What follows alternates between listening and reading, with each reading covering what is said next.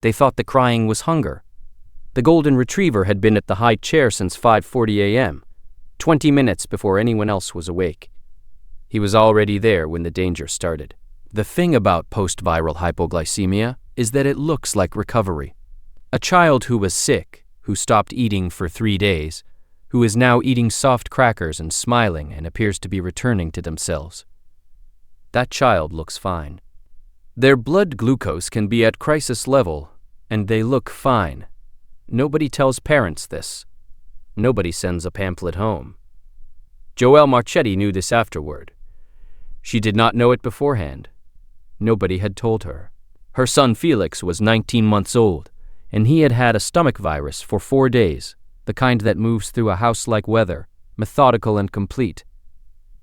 He had not eaten well for 3 days. Then he had eaten reasonably on the 4th day. Then he had woken up on the 5th day, smiling, and Joelle had felt the specific relief of the end of a hard week and put him in his high chair at 6 a.m.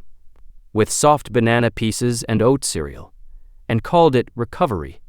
Their golden retriever, Huck, had been at the base of the high chair since she came downstairs.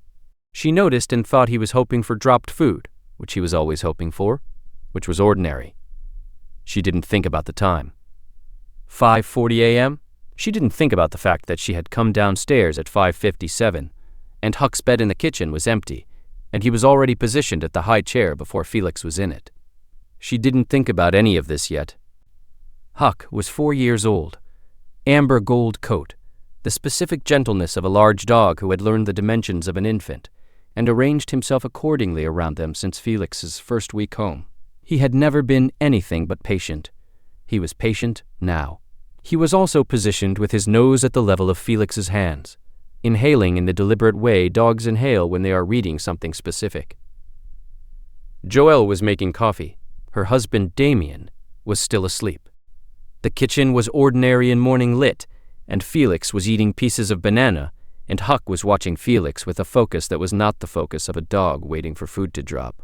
If you stay for stories about what animals sense, before we do, you are in the right place. Subscribe so you don't miss the next one. At 6:18, Felix stopped eating. Not because he was done, he simply stopped, mid-reach, and sat in the high chair in a way that was different from the way he usually sat. His head dropped slightly forward. His hands went still. Joelle saw it from the counter. She said his name. He looked at her, but the looking was effortful, the way you look at something when the room has tilted. She crossed the kitchen and touched his face. His skin was cold and damp in a way it should not have been. He was not crying. Children who are hypoglycemic often stop crying before the people around them understand why. Huck pressed his nose against Felix's leg from below and held it there. She did not have a glucometer. She had not owned one before that morning. She called their pediatrician's emergency line at 6:21 and described exactly what she was seeing. The damp skin, the effortful gaze, the 5 days of reduced eating after illness, and the on-call pediatrician told her to go to the emergency room immediately. She did not hang up before she picked Felix up from the high chair. Huck followed her to the door. He sat at the door and did not try to come with them, and she would think about this later. The way he sat down precisely, as if his job at the door was finished. She thought about it in the car. She thought about 5:40 a.m. and the empty bed, and the position at the high chair before Felix was in it. Has your dog ever positioned themselves differently around a family member in a way that only made sense afterward? Tell us in the comments. These stories deserve to be heard. In the emergency department, Felix's blood glucose was 34 milligrams per deciliter. The threshold for hypoglycemic encephalopathy risk in a toddler his size and age begins around 45. He was below it. He received IV dextrose. He was admitted for overnight monitoring. The attending endocrinologist, Dr. Priya Venkataraman, spoke with Joelle the following morning and explained what had happened in the days following the stomach virus. The glycogen stores depleted by illness, the continued demand on glucose during recovery, the silent drop that produced no visible warning until the child was already deep in it. She said that post-viral hypoglycemia was underdiagnosed, precisely because the child appeared to be recovering. She said Joelle had made exactly the right call, exactly at the right time. She asked what had prompted her to check. Joelle said the way Felix was sitting. Then she said something else. The dog was already at the high chair before I brought Felix downstairs.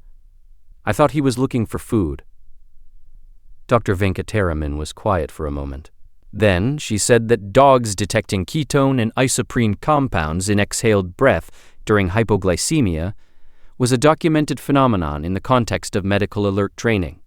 She said she could not speak to whether an untrained dog could develop this response through proximity.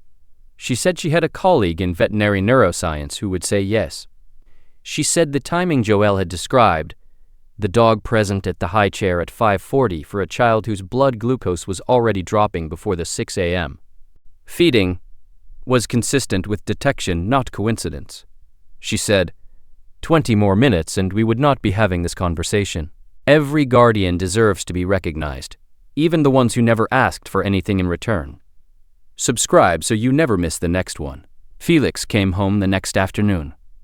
Joelle now owns a continuous glucose monitor for his upper arm. She now knows the phrase post-viral hypoglycemia and what to watch for in the days after illness. She now thinks differently about what Huck is doing when he positions himself near Felix. Huck goes to the high chair every morning at approximately 5:40. He has done this since before she understood why. She comes downstairs now and she checks the monitor, and she looks at Huck, and she refills his water bowl, and she says, "Good morning" to him, with the particular weight of someone saying something she means more, specifically than the words can hold. The next story is about a family who thought their dog had become dangerous. They were right. They were just wrong about what the danger was.